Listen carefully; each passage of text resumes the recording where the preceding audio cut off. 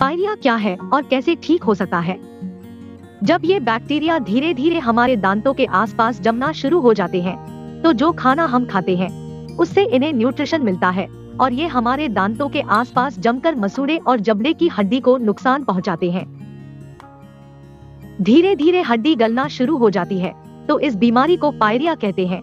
समय रहते इस बीमारी पर ध्यान नहीं दिया गया तो यह बढ़कर इतना फैल जाती है कि दांत हिलना शुरू हो जाते हैं। एक बार दांत निकल गए तो इन्हें रिप्लेस कराना न केवल टाइम कंज्यूमिंग है बल्कि बहुत मुश्किल भी है। पायरिया का इलाज: स्वस्थ मसूड़ों के लिए दिन में 2 से 3 बार मुंह धोने के लिए हल्के गर्म पानी में 1 चम्मच नमक डालकर कुल्ला करें। कुछ मामलों में डेंटिस्ट मसूड़ों को संक्रमण से बचाने के लिए एंटीबायोटिक लिख सकता है। एंटीबायोटिक एक mouthwash, gel, oral tablet या कैप्सूल के रूप में हो सकता है। दांतों वाले इंसान की क्या खासियत है? ज्योतिष में ऐसी मान्यता है कि जिस व्यक्ति के दांत बारीक सिरे वाले होते हैं वह सुख भोगने वाला, विलासी, शासक एवं भाग्यवान होता है। अनार के दानों के समान दांत वाले भाग्यशाली होते हैं।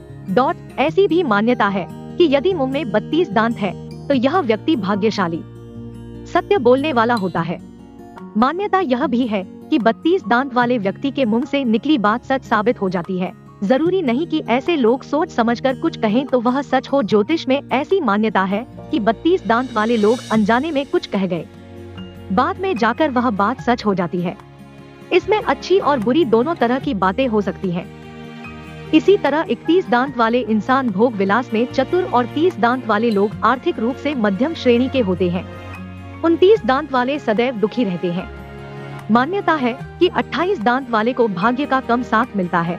जिन महिलाओं के दांत थोड़े ऊंचे यानी बाहर की ओर निकले हुए होते हैं वह बहुत बोलती हैं और अपनी बात मनवाने में माहिर होती हैं। ये कभी हंसमुख तो कभी बहुत गुस्सैल स्वभाव की हो जाती है। सफेद व सुंदर दांत वाले व्यक्ति किस्मत वाले होते हैं। मिलनसार और जल्दी घुल मिल जाने वाले स्वभाव के होते हैं। ऐसे लोग इमोशन होते हैं और जल्दी भरोसा कर लेते हैं।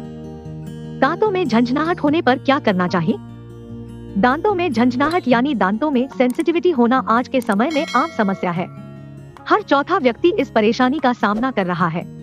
अगर कुछ ठंडा या गर्म खाने पर दांतों में तेज झंझनाहट या दर्द होता है तो आप समझ ले कि आपको अपने दांतों का ज्यादा ख्याल रखने की जरूरत है। कई बार तो यह समस्या मुंह से हवा खींचने पर भी हो जाती है। दांतों की झंझनाहट से छुटकारा पाने के घरेलू उपाय: नमक का पानी। दांतों की झंझनाहट को खत्म करने का यह सबसे अच्छा तरीका है। इसका इस्तेमाल करने से मुंह के पीएच बैलेंस हो जाते हैं। इससे इस्तेमाल करने के लिए 1 कप गुनगुने पानी में 1 चम्मच नमक डालकर गरारे करें। कोशिश करें कि थोड़ी देर मुंह में पानी रोक लें। दांतों के दर्द को तुरंत खत्म करने के लिए क्या करें?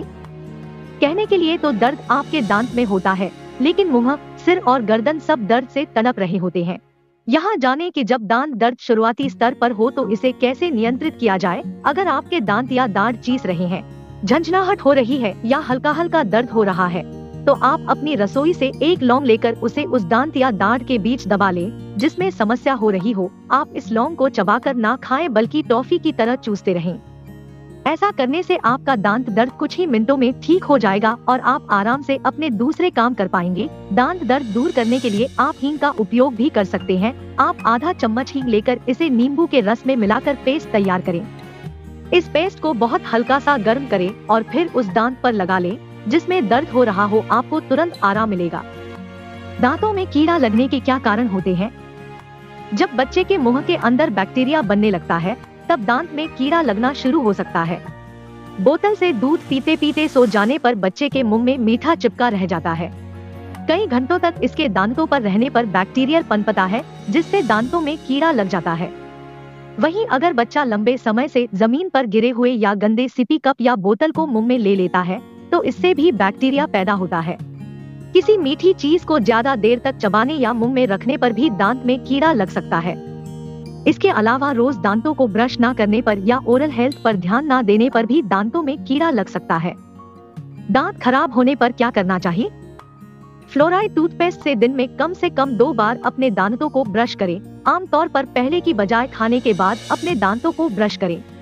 हालांकि भोजन के कम से कम 30 मिनट बाद अपने दांत ब्रश न करें क्योंकि इससे आपके दांत खराब हो सकते हैं।